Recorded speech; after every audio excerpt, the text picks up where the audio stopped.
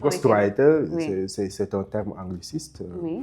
Ghost pour fantôme, writer pour écrivain. Donc, écrire pour d'autres personnes. L'analyse Pestel, c'est contextuel. Parce que Pestel, ça veut dire politique, économique, social, technologique, environnemental et légal. Notre système d'enseignement ne nous apprend pas forcément à prendre des risques. Notre système d'enseignement avec l'école de Jules Ferry, qu'est-ce que ça nous enseigne? Le fait de faire des études et ensuite quoi? Faire un concours, être dans un bureau, travailler jusqu'à 60 ans, prendre sa retraite et mourir. Ce n'est pas le moteur du développement d'un pays. Le développement d'un pays, ça passe par quoi? Par l'entrepreneuriat, la prise de risque et surtout la création de richesses. Ce n'est pas à l'État de créer des emplois. C'est l'État, son objectif, c'est de créer un cadre macroéconomique efficace pour que des entreprises, quel que soit leur domaine d'activité, puissent émerger. Nous avons une économie fortement tertiarisée. On nous met toujours dans la tête que quand on ne travaille pas dans un bureau, on n'a pas d'argent. Tout développement commence par le faire. C'est avec le fer qu'on fabrique tout.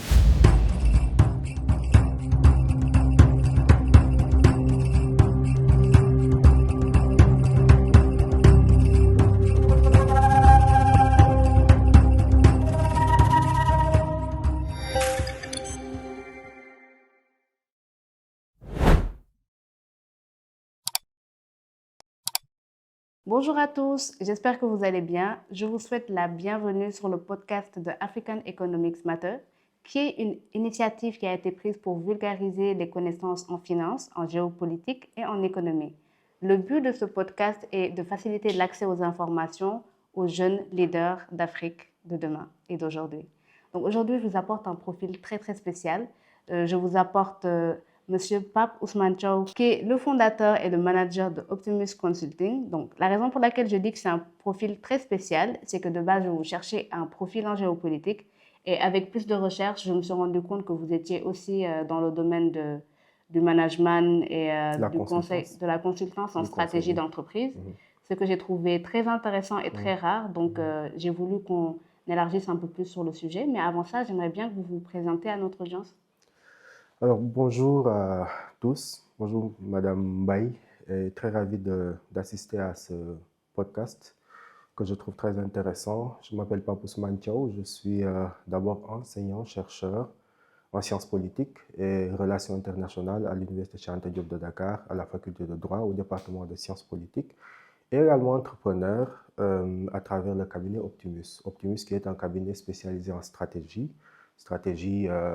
d'élaboration de plans stratégiques, de rapports d'activité et d'accompagnement d'acteurs publics comme privés dans la définition d'une vision stratégique claire et efficace pour leur développement. Alors, je trouvais intéressant aujourd'hui qu'on revienne un petit peu sur votre parcours parce que des sciences politiques à la stratégie d'entreprise, il y a quand même un pas. Qu'est-ce que vous avez eu comme parcours académique et qu'est-ce qui vous a poussé aujourd'hui à vous spécialiser et à entreprendre dans ce domaine? Alors, pourtant pas vraiment, parce que lorsqu'on fait des études en sciences politiques, on a disons, des aptitudes transversales dans beaucoup de domaines, dans le domaine de la communication, de la stratégie, de l'évaluation des politiques publiques, du développement local et du développement de manière générale. Donc, quand on fait de la science politique, le plus souvent, on a un profil hybride, mais également adapté aux évolutions du monde de manière générale. Donc, je me suis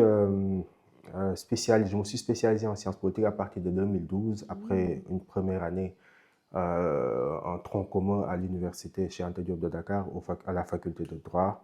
Et ensuite, au fur et à mesure de mon cursus, j'ai eu une véritable passion pour l'analyse stratégique et surtout l'analyse géopolitique. Donc actuellement, j'enseigne cela au niveau de l'université. Et par la suite, au fur et à mesure de mes spécialisations, j'ai fait la gestion des risques à travers et le management du risque dans un cabinet qui s'appelle Teranga Sécurité Aéroportuaire. Et par la suite, je suis allé à l'Université Cheikh Anta Diop en tant qu'intervenant chargé de cours et de TD à partir de 2022. Et c'est justement à la fin de l'année 2022 que je me suis dit pourquoi pas me lancer dans l'entrepreneuriat. Mais avant de me lancer même dans ce genre d'initiative du conseil, j'étais ce qu'on peut appeler dans le jargon un ghostwriter. Un ghostwriter, c'est un rédacteur fantôme en fait. Donc, Ah oui. c'est-à-dire quelqu'un qui élabore des documents de grande importance pour des personnalités, mais qui n'y appose pas sa signature. Je l'ai fait pendant 10 ans, de 2013 à 2023.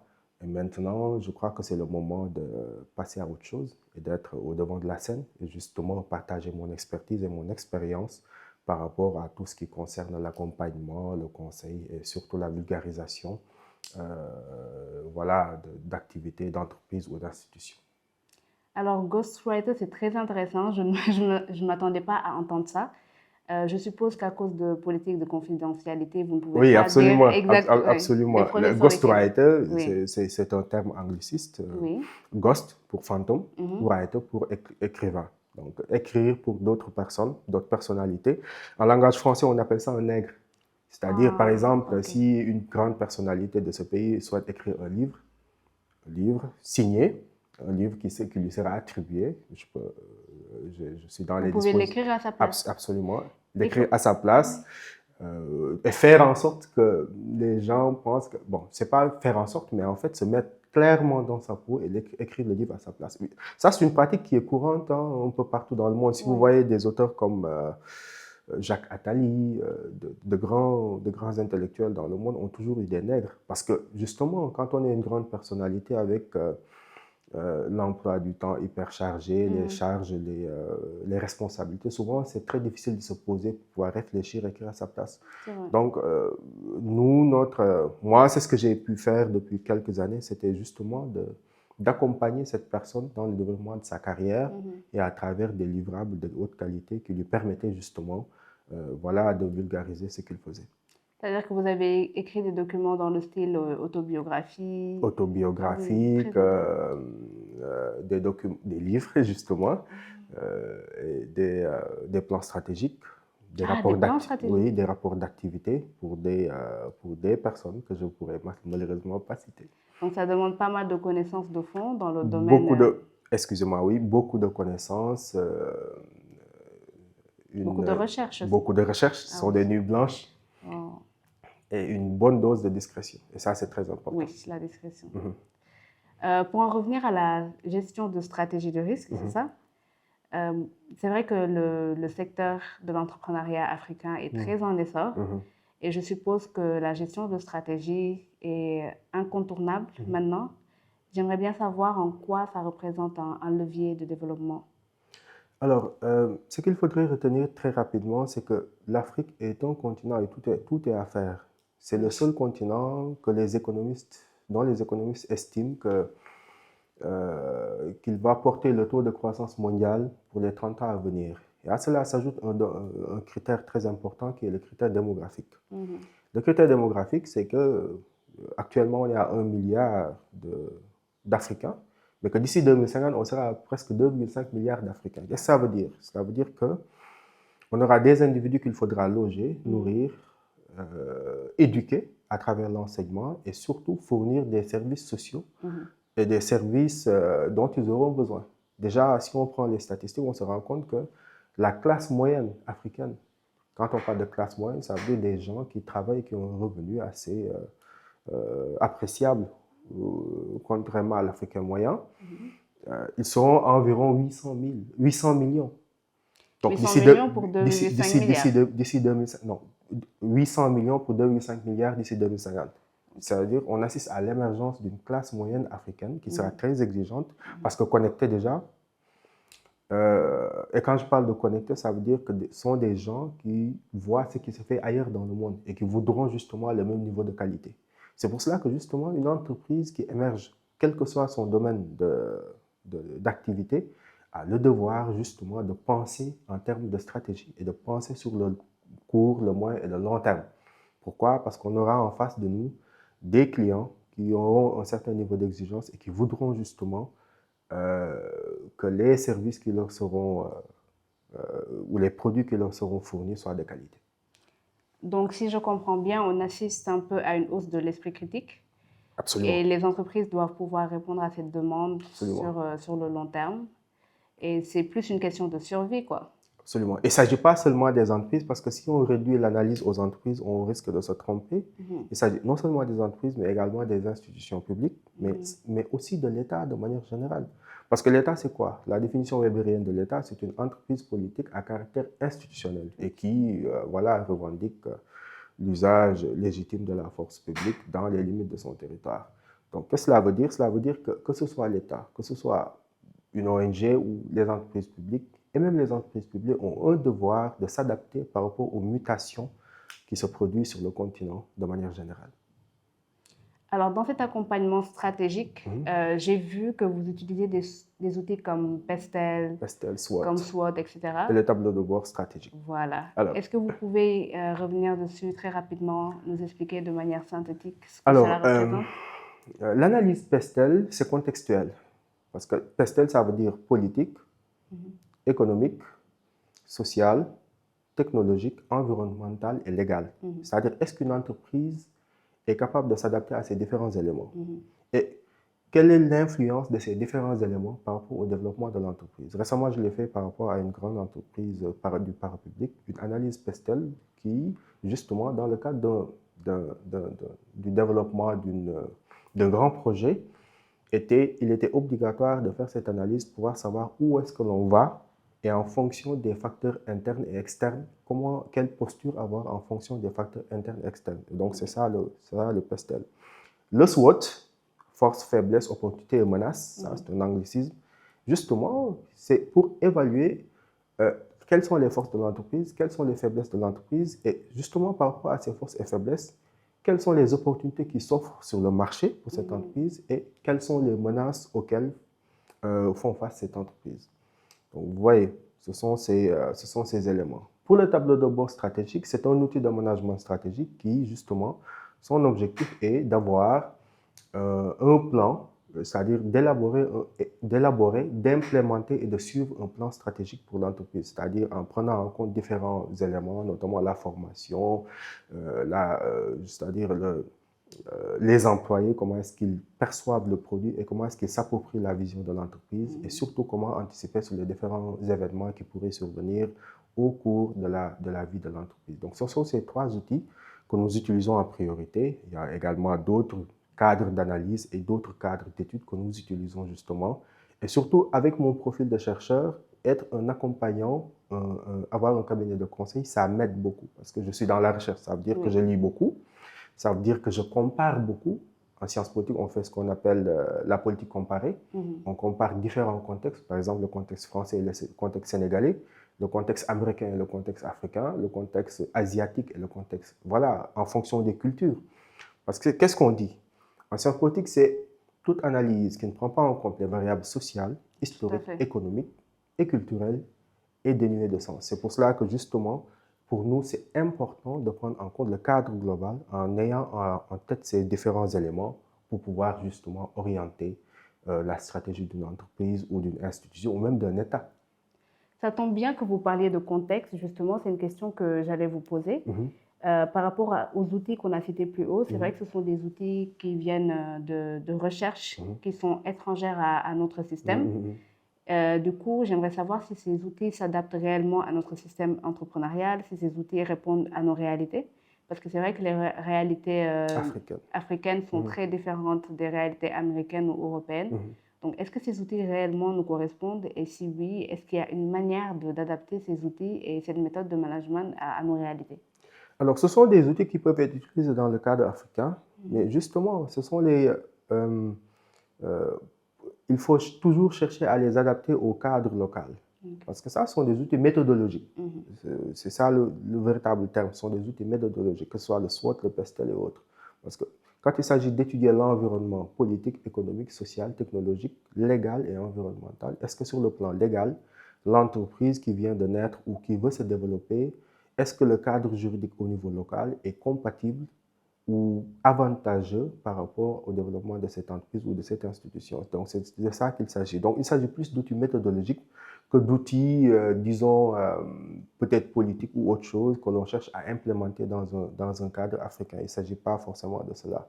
Donc, le plus important dans ce sens, c'est de toujours chercher à adapter son analyse par rapport au contexte local. C'est pour cela que quand on est un bon stratégiste, et quand je parle de stratégie, ça me rappelle beaucoup de choses, mais quand on est un bon conseiller, un bon accompagnement sur le plan stratégique, on doit pouvoir maîtriser le contexte dans lequel on intervient. Tout à fait. On doit pouvoir maîtriser le cadre dans lequel on intervient, c'est-à-dire le contexte économique, il faut bien le maîtriser, le contexte politique à travers une certaine prospection, et ça, on l'appelle la prospective. La prospective, j'ai des amis qui me disent c'est un peu du guissané sénégalais, c'est-à-dire le fait de pouvoir anticiper sur les événements. De la spéculation, quoi. Pas vraiment, Pas ça vraiment. c'est péjoratif. Ah. Mais quand on parle de prospective, c'est-à-dire on prend un certain nombre d'indicateurs, un certain nombre d'éléments, que ce soit politique, économique et social, et à partir de ces éléments, pouvoir faire une analyse en te disant que dans 6 mois, dans 1 an, dans 5 ans, il pourrait se passer telle ou telle ou telle chose. Et ça, quand on fait de la science politique, ça te permet justement d'être très fort à ce niveau. Et j'ai eu à le faire pour de grandes personnalités actuellement dans le pays, dans un cadre que je ne pourrais peut-être pas nommer. J'ai eu à le faire et justement, mes prévisions se sont révélées vraies pour la plupart du temps. J'aimerais rebondir sur le fait que vous avez parlé de contexte économique, politique, que vous avez parlé de contexte en général. Ça m'amène à vous demander, c'est vrai que ce type de services-là sont extrêmement externalisés, mais ça, c'est dû à un manque de connaissances sur ce service-là en question. Parce que je pense qu'avant Post Caméra, on a eu à parler sur le fait que vous avez un cabinet qui procure des services assez atypiques. Donc, il n'y a pas énormément de personnes qui font ça au Sénégal et sur le marché africain en général, ce qui nous conduit à avoir l'habitude d'externaliser ce genre de services-là. Est-ce qu'aujourd'hui, vous pensez que c'est une bonne idée d'externaliser ces services, sachant qu'on va demander à des étrangers de s'adapter à un contexte qui leur est totalement étranger, on va dire, pour éviter de répéter? Alors, déjà, le domaine du conseil stratégique, oui, justement, il n'y en a pas beaucoup au Sénégal. Je connais certains cabinets dont Performance et Bito Africa de mon collègue Papous Mandiaï, que je salue au passage. J'ai eu à travailler avec lui récemment. Mais le conseil stratégique, c'est quelque chose qui se développe de plus en plus sur le continent africain. Mais avant, on connaissait juste des cabinets comme McKinsey qui est la référence mondiale, un cabinet américain et tout, qui conçoit des plans de développement et des plans stratégiques pour des pays, qui est même à l'origine d'un plan comme le PSA en 2014. Et justement, c'est très bien de voir que les nouvelles autorités ont inversé un tout petit peu la tendance en confiant l'élaboration de l'agenda de transformation nationale Sénégal 2050 à un cabinet sénégalais de stratégie. Et ça, c'est vraiment très bien. Cela veut dire que l'expertise et l'expérience sénégalaise est en train de faire la différence aussi bien au niveau national qu'au niveau africain. Et c'est vraiment une très bonne chose. Donc, c'est en ce sens que quand on a une certaine expérience en analyse stratégique et en prospective, le fait d'entreprendre dans ce milieu, bon, certes, il y aura peut-être une absence ou un manque de confiance de la part des décideurs, mais c'est à toi de faire tes preuves. En venant dans ce milieu, justement, on se rend compte que c'est un peu le désert, à part quelques autres cabinets, mais quoi qu'il en soit, il est possible justement de faire de très belles choses dans le domaine du conseil et de l'accompagnement. Donc, pour répondre à votre question, le fait que d'autres personnes ou des étrangers puissent s'adapter à notre contexte, mais justement, c'est à eux de s'adapter à notre contexte. Parce que nous, lorsque nous allons à l'étranger, que ce soit aux États-Unis ou ailleurs, nous sommes obligés de s'adapter au contexte américain local et au contexte européen. Donc, quand ils viennent investir en Afrique où tout est à faire, et ça, je ne cesse de le répéter, sur le plan technologique, tout est à faire, sur le plan énergétique, tout est à faire, parce qu'on n'a même pas encore atteint un certain niveau de production énergétique nous permettant d'enclencher notre stratégie d'industrialisation. Actuellement, le gouvernement est en train de travailler sur ça avec le projet Gas to Power, mais on a des efforts à faire sur ce plan. Que ce soit au Sénégal, et la même situation est réplicable un peu partout en Afrique. Ça, c'est un. Ensuite, sur d'autres aspects comme l'agriculture, il y a beaucoup de choses à faire. On n'a pas encore atteint l'autosuffisance alimentaire, ici, ni au Sénégal, ni un peu partout en Afrique de l'Ouest. Donc, quand on est dans un continent ou quand on est dans un pays où tout est à faire, il faudrait justement, pour l'entreprise ou l'institution publique ou l'État d'avoir avec lui l'expertise et l'accompagnement nécessaire pour pouvoir mettre en place et dérouler ces initiatives. D'accord, je comprends mieux. Et donc, il y a aussi un autre concept que j'ai vu sur la présentation de votre entreprise qui a assez retenu mon attention. C'est vrai que depuis tout à l'heure, on parle surtout de stratégie et d'orientation. Mais aujourd'hui, j'ai vu, je pense, sur votre site, gestion des risques. Alors, c'est un terme qui m'a interpellée. J'aimerais bien en savoir plus sur ces risques-là. Quels sont les risques auxquels les entreprises sénégalaises font face, ou les entreprises africaines en général, les risques auxquels ils ont l'habitude de faire face, et comment aujourd'hui votre accompagnement peut les aider à contourner ce genre de risques-là. Alors, on revient toujours au contexte, parce que si on prend le contexte africain, ce que l'on voit le plus, ce que l'on voit assez rapidement, c'est que les pays africains de manière globale dépendent, en fait, sont très sensibles aux chocs exogènes. Par exemple, quand il y a un choc pétrolier ou un conflit au niveau mondial, je me rappelle en 2022, lorsqu'il s'est agi de nos importations en matière de blé, par exemple, une entreprise qui évolue dans le secteur de l'importation, quand il y a une guerre en Ukraine, qui est le principal producteur de blé, et en Russie, qui est un des principaux également producteurs de blé, cette entreprise, justement, a du mal à s'approvisionner. Et je donne l'exemple des grands moulins de Dakar. Les grands moulins de Dakar, justement, ont trouvé une alternative par rapport au marché américain et que récemment, il y a eu une cargaison de blé américain, dont certains observateurs disent que ce sont des blés OGM, mais ça, c'est un autre débat, a été expédié pour venir au Grand Moulin de Dakar. Donc, comment faire pour que cette entreprise puisse ne plus dépendre de ces variations de l'environnement économique international? On a vu ce qui s'est passé avec le Covid. Avec le Covid, la plupart des entreprises évoluant dans le secteur pétrolier, dans le secteur gazier, dans beaucoup de secteurs ont été totalement à l'arrêt pendant plusieurs mois. Cela a coûté à l'économie sénégalaise beaucoup de milliards. J'ai récemment fait une enquête pour le cadre d'une organisation internationale africaine. Mais qu'est-ce qui s'est passé? Les données que j'ai pu obtenir, ce sont des données sur l'année 2020, ce sont des données catastrophiques. C'est ça la vérité. Donc, les entreprises au niveau africain réagissent souvent très mal par rapport aux chocs exogènes. Et au niveau interne, justement, l'instabilité juridique, et on revient à l'analyse Pestel, le domaine légal, l'instabilité juridique est souvent de nature à ne pas justement encourager ou même faciliter l'émergence de certaines entreprises dans certains domaines. L'instabilité politique aussi, à ne pas oublier, parce que n'oublions pas que entre 2021 et 2024, le Sénégal a vécu une instabilité politique grave qui aurait pu découler sur beaucoup de choses. Beaucoup d'entreprises, à un moment donné, ne fonctionnaient pas correctement. Et il y a eu des journées totalement perdues, notamment dans le secteur bancaire. Il y a eu des journées totalement perdues dans le secteur de la distribution, avec une enseigne que je ne saurais pas citer. Mais justement, ces entreprises, au vu des contextes politiques au niveau local et des contextes économiques au niveau local et international, peuvent justement subir certains soubresauts. C'est vrai que lorsque vous avez parlé de la crise du blé, ça m'a un petit peu permis de comprendre du coup le rapprochement entre la géopolitique et la stratégie. Absolument. Oui, je vois totalement le lien en fait. Je vois que c'est totalement lié. Je n'ai pas envie d'être trop pessimiste. C'est vrai qu'on a parlé de limites depuis tout à l'heure, mais comme vous l'avez dit, en Afrique, il y a tout à faire. Et pour moi, qui dit tableau vierge dit opportunités. Quelles sont aujourd'hui les opportunités que le marché africain a par rapport aux autres marchés? Et je pense que ça pourrait apporter un peu plus d'optimisme et de positivité. Alors, je suis très optimiste parce que je fais partie des afro-optimistes. Je considère que dans un continent où tout est à faire, c'est le plus audacieux le plus souvent et la personne qui est plus apte à prendre des risques. Et c'est justement ce qui est notre problème parce que notre système d'enseignement ne nous apprend pas forcément à prendre des risques.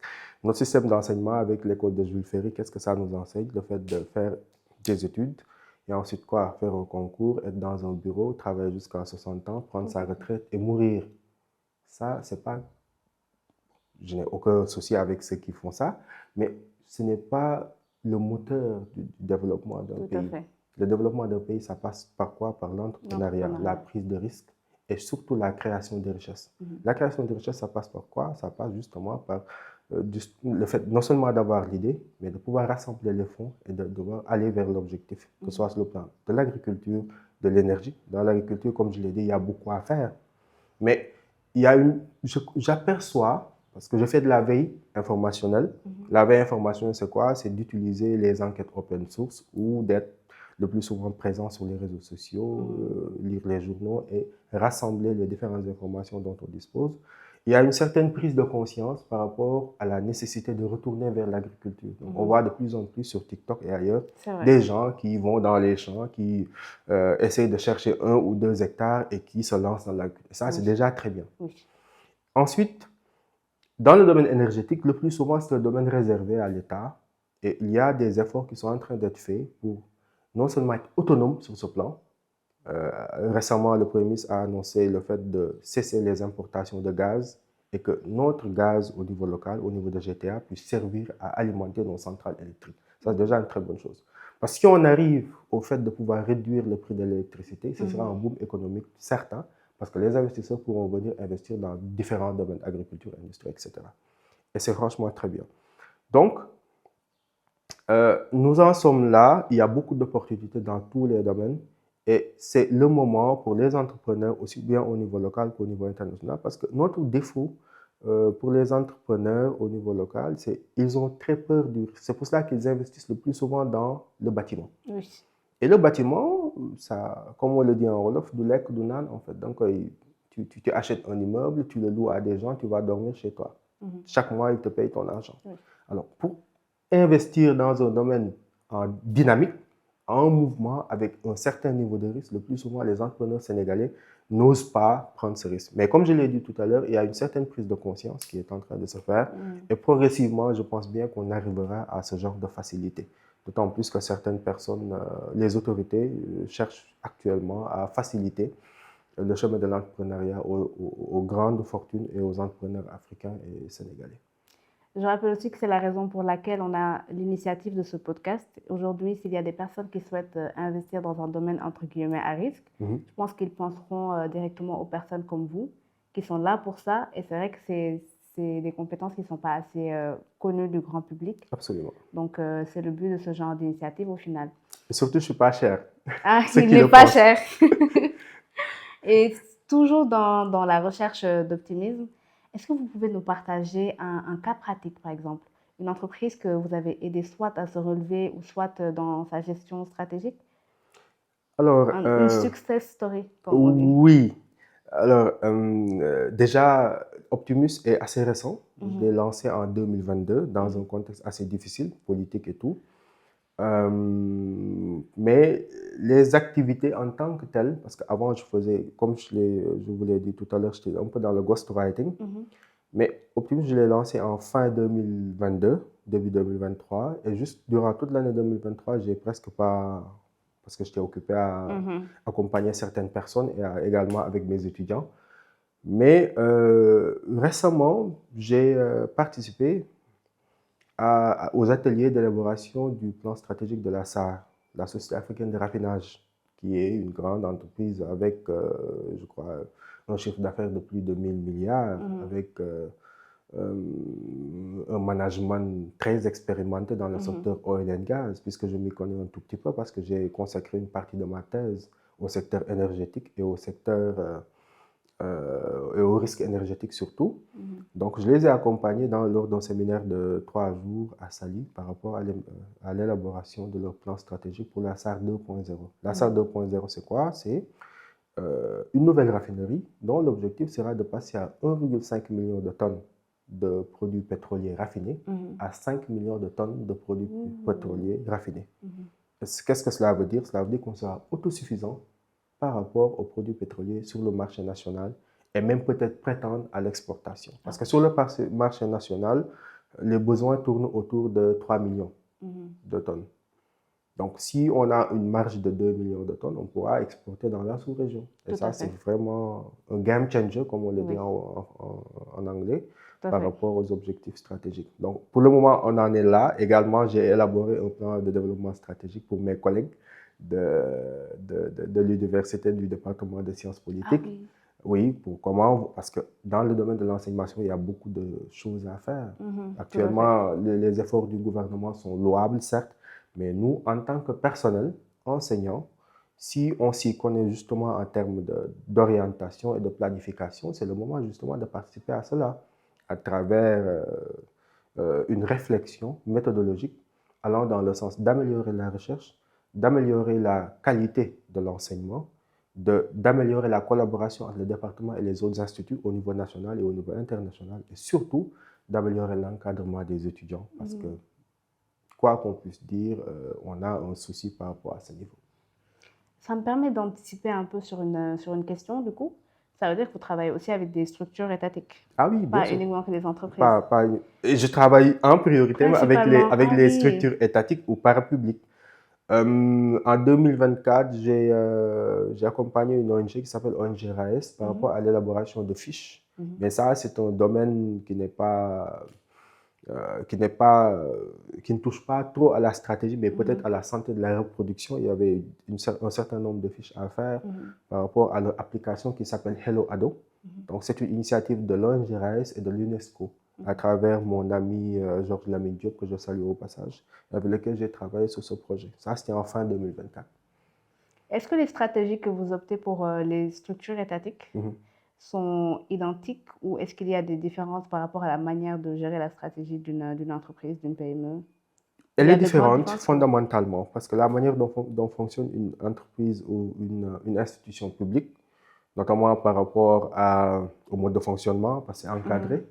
Il y a le code des marchés publics, le code de... Voilà, beaucoup de choses qui font que c'est assez carré.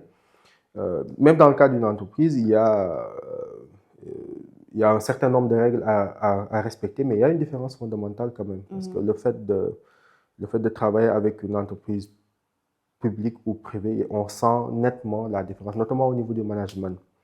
Si on prend par exemple l'outil Pestel, c'est vrai qu'il y aura énormément de différences parce que dans le cadre légal, c'est totalement différent, par exemple. Oui, cela peut être différent. Cela peut être différent pour le cadre légal, oui, c'est vrai. Parce qu'une entreprise parapublique souvent dépend de cadres légaux qui n'ont rien à voir avec le secteur privé. Mais le secteur privé, justement, notre objectif est de faire en sorte, comme l'a dit, pas comme l'a dit, mais comme devrait le faire n'importe quel État, son rôle, c'est de faire en sorte que le secteur privé soit puissant. Et parce que c'est le secteur privé qui crée des emplois. Tout à fait. Ce n'est pas à l'État de créer des emplois. C'est l'État, son objectif, c'est de créer un cadre macroéconomique efficace pour que des entreprises, quel que soit leur domaine d'activité, puissent émerger, justement, mais émerger et donner des emplois à la jeunesse, quelle que soit leur qualification. C'est pour ça que le secteur secondaire, le secteur de l'industrie, est très important. Parce que nous, structurellement, en Afrique de manière globale, nous avons une économie fortement tertiarisée. Qu'est-ce qu'une économie fortement tertiarisée? C'est une économie qui dépend largement des services, des banques, des assurances, des télécommunications.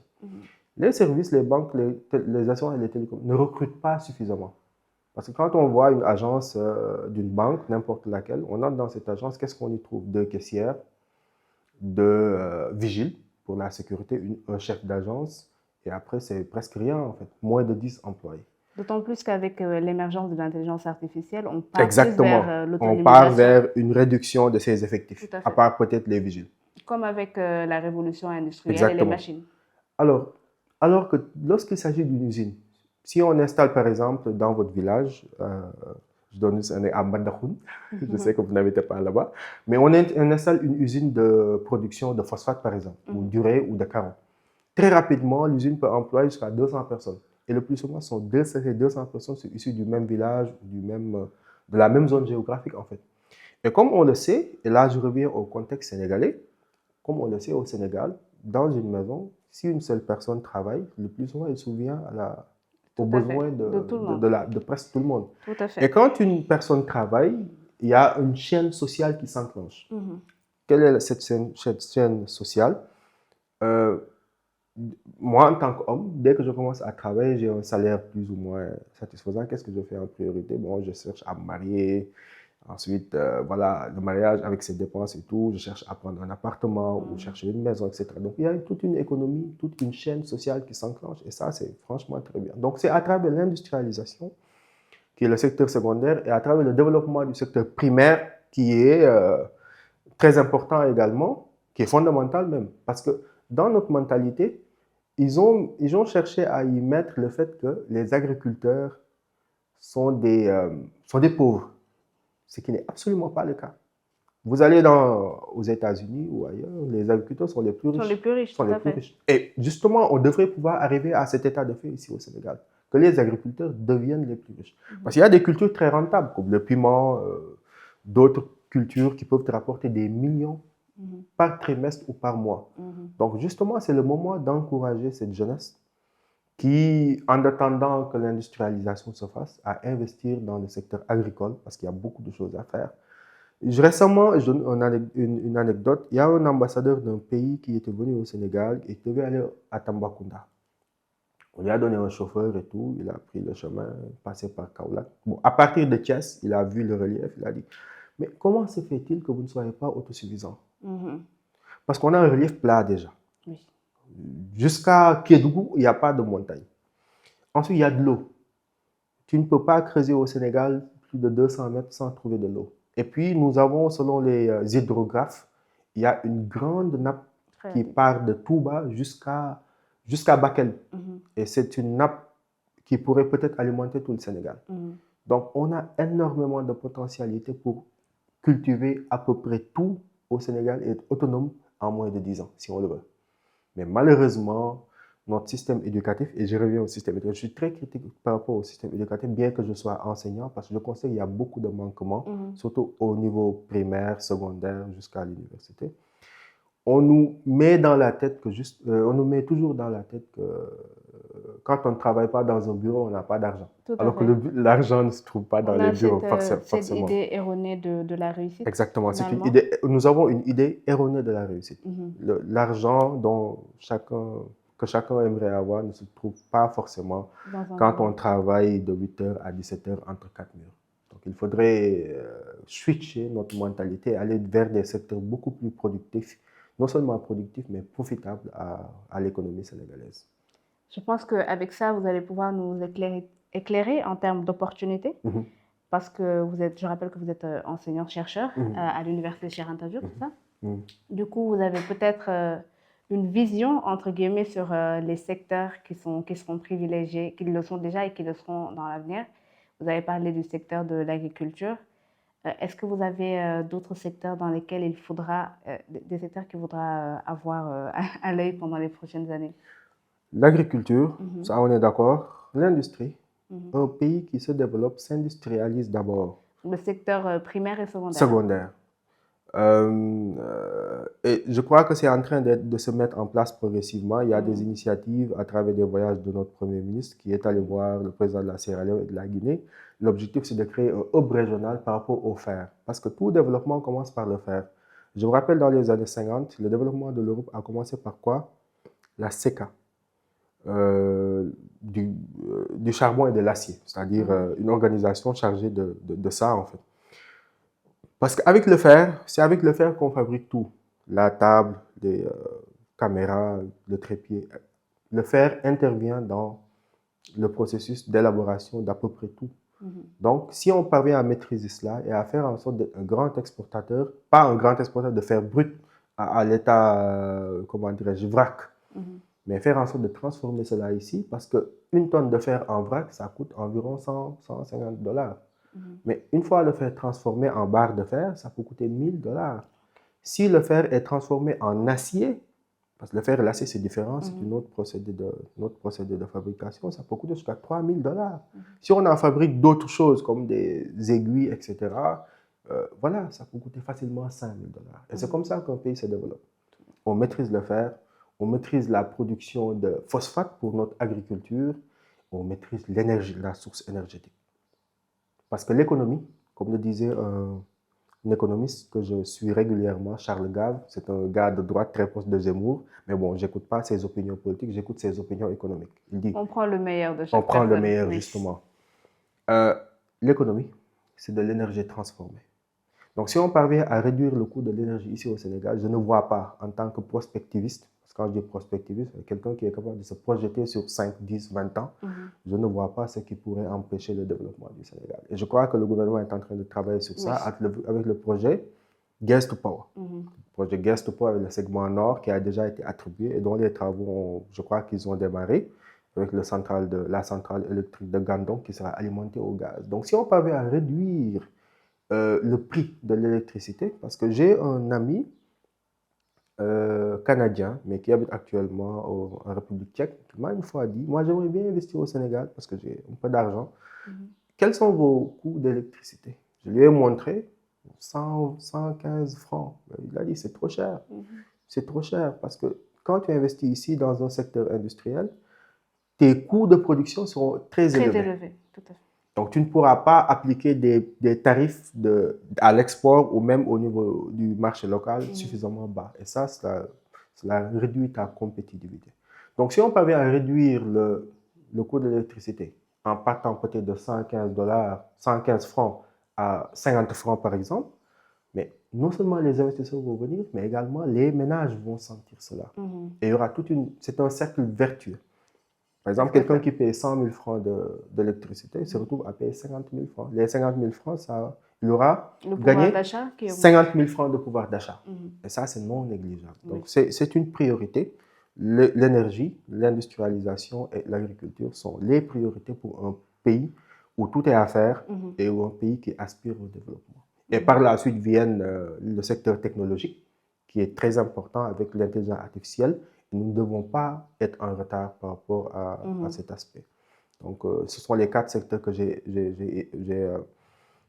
identifiés: l'agriculture, le secteur industriel, le secteur énergétique et le secteur technologique. Alors, vous comme moi et comme les personnes qui regardent ce podcast, je suppose, nous croyons au développement de l'Afrique. Vous avez dit afro-optimiste tout à l'heure, oui.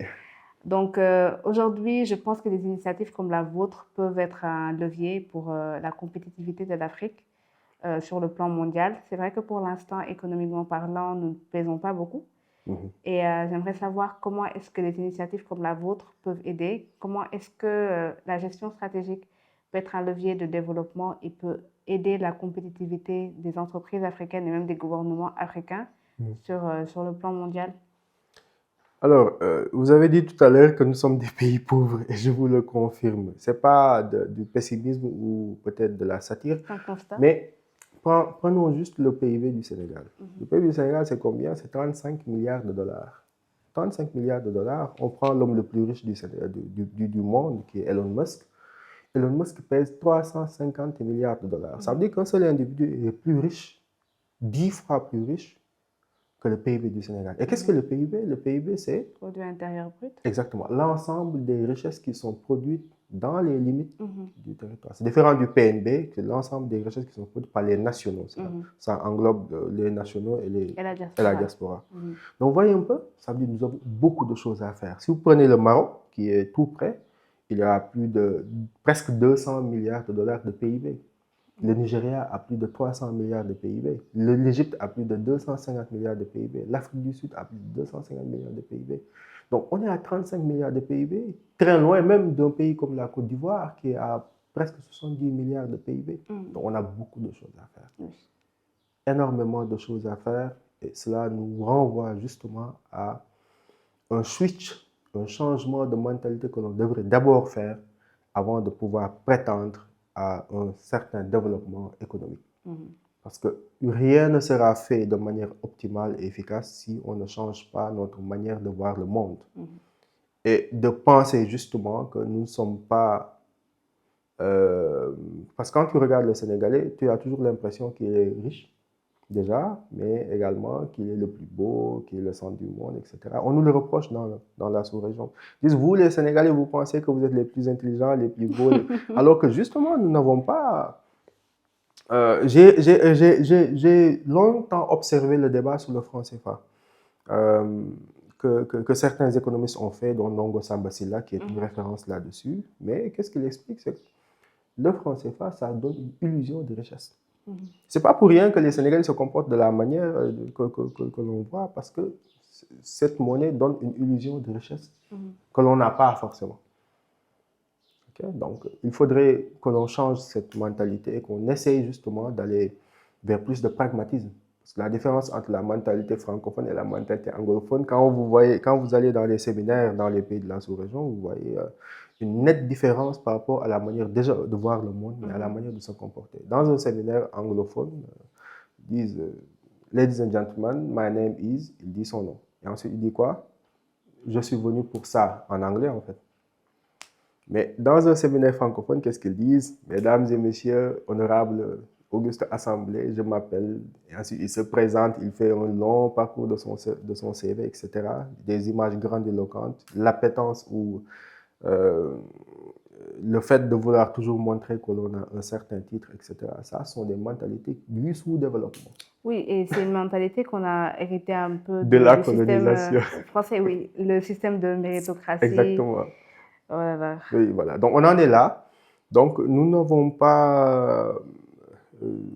je trouve qu'il y a, comme je l'ai dit tout à l'heure, un certain changement de mentalité qui est en cours avec le développement des réseaux sociaux et le partage d'informations. Parce que qu'est-ce qu'on permet les réseaux sociaux? C'est le partage d'informations. C'est le fait de savoir très rapidement qu'est-ce qui se fait au Nigeria, qu'est-ce qui se fait en Tanzanie, qu'est-ce qui se fait en Afrique du Sud, qu'est-ce qui se fait dans le monde anglo-saxon, où les gens, ils vont très vite, ils n'ont pas peur du risque, ils n'ont pas peur d'échouer.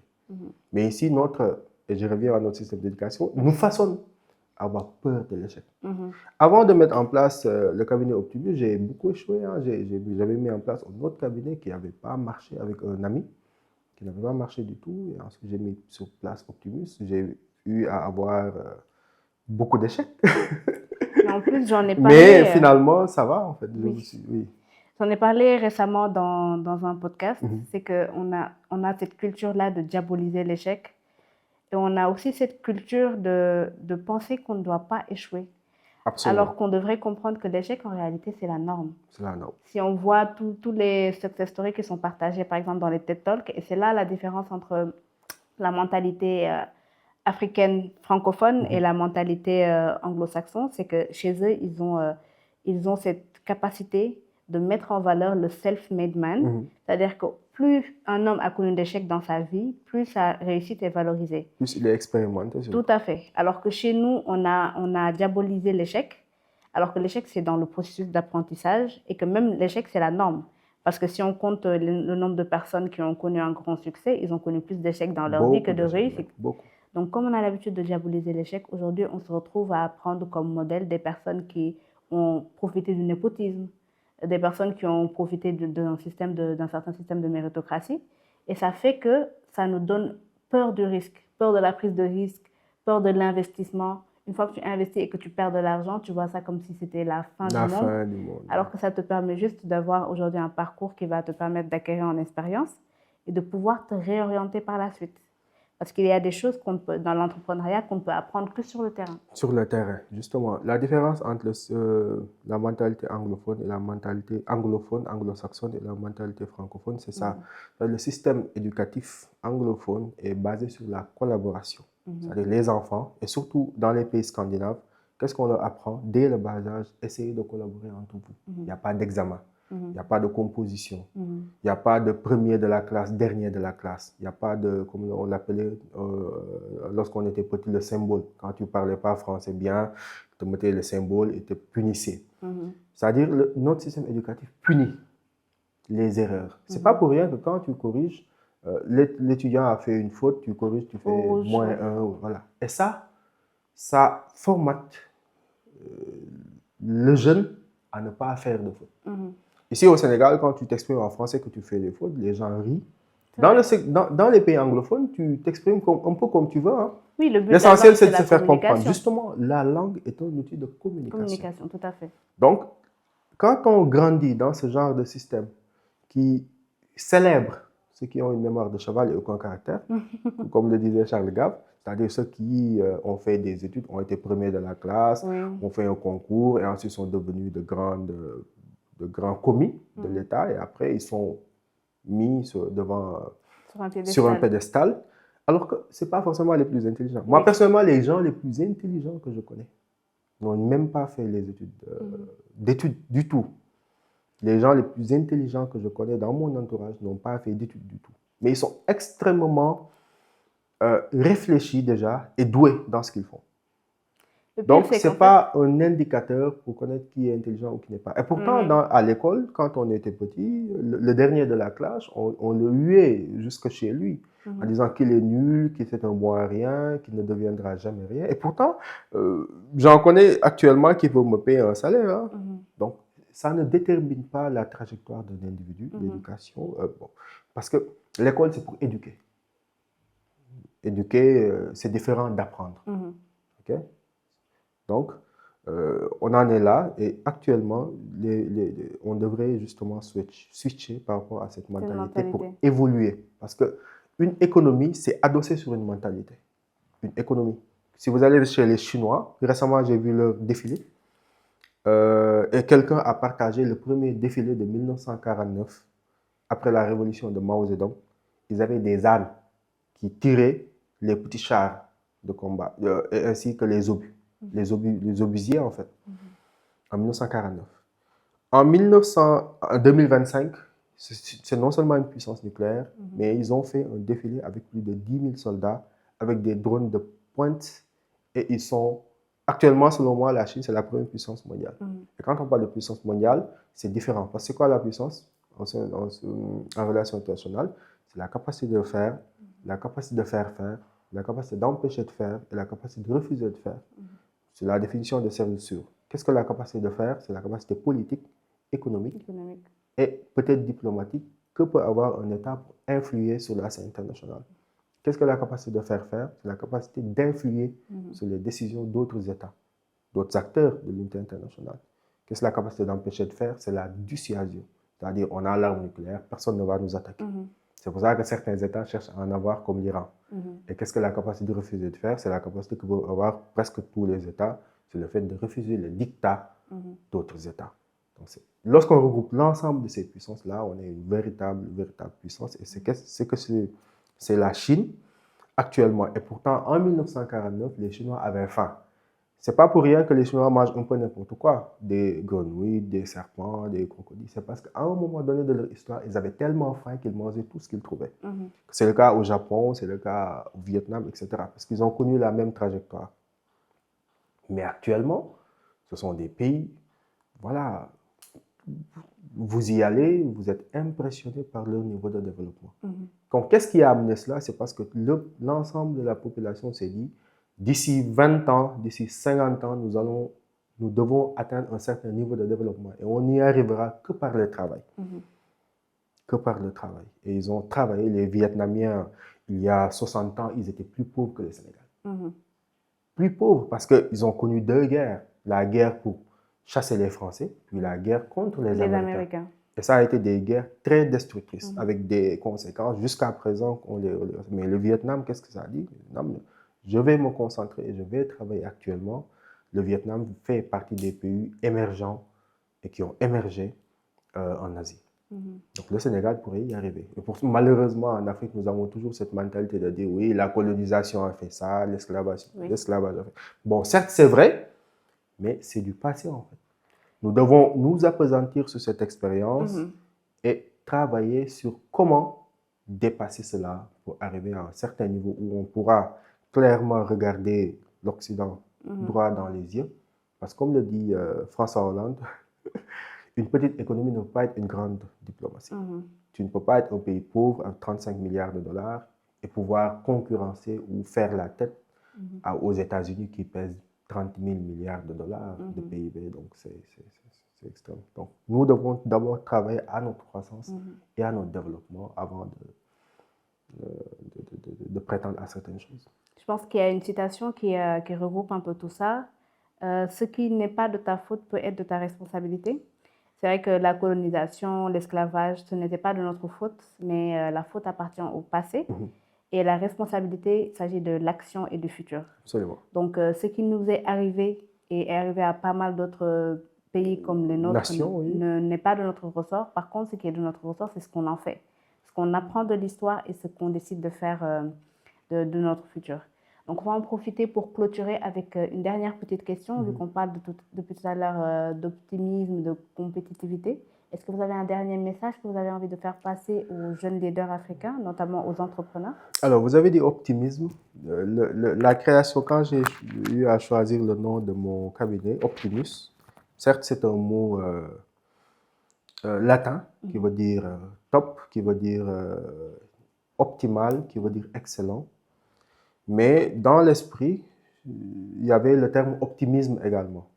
Parce que je crois que pour que l'on puisse atteindre un certain niveau de développement, aussi bien dans le pays qu'en Afrique, il faut une certaine dose d'optimisme et une certaine dose d'action, et surtout beaucoup d'action. Une certaine dose d'optimisme et beaucoup d'action. C'est pour cela que justement, le conseil que je donnerais à mes frères et sœurs, entrepreneurs surtout qui viennent de démarrer, parce que c'est pas facile, hein, l'entrepreneuriat, ce sont des montagnes russes, émotionnelles, financières. Parfois, on perd beaucoup d'argent et ensuite, on est obligé de se reconstruire tout en sachant que les factures n'attendent pas. Il faut les payer chaque mois, etc. Donc, il faut être non seulement structuré, formalisé en respectant le code des impôts et tout, payer ses impôts, mais également être audacieux.